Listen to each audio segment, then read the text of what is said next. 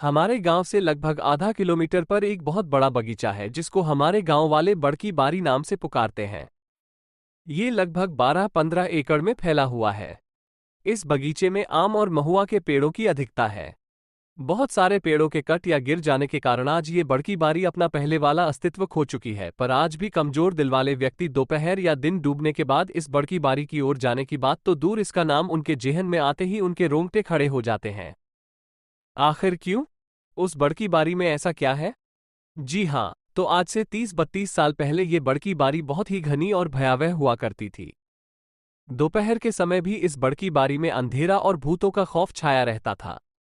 लोग आम तोड़ने या महुआ बीनने के लिए दल बांधकर ही इस बड़की बारी में जाया करते थे। हाँ, इक्के दुक्के हिम्मती लोग जिन्हें हनुमान जी पर पूरा भरोसा हुआ करता था, वे कभी कभी अकेले भी जाते थे।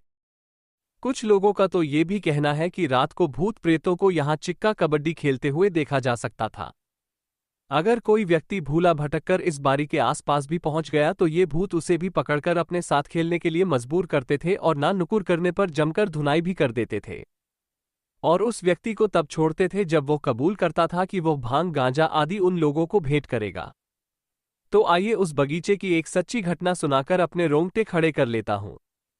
उस बगीचे में मेरे भी बहुत सारे पेड़ हुआ करते थे।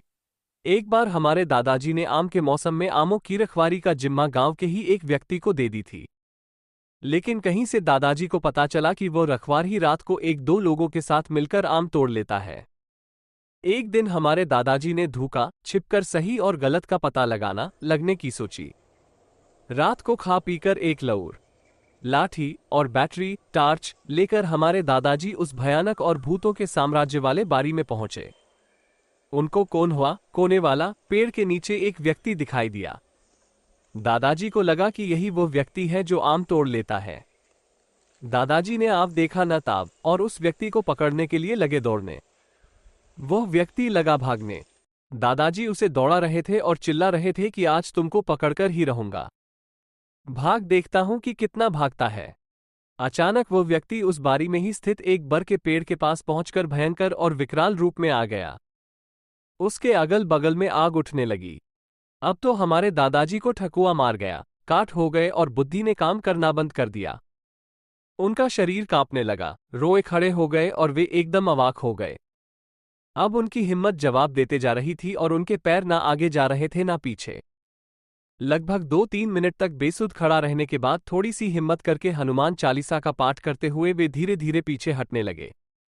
जब वे घर पहुंचे तो उनके शरीर से आग निकल रही थी। वे बहुत ही सहमे हुए थे।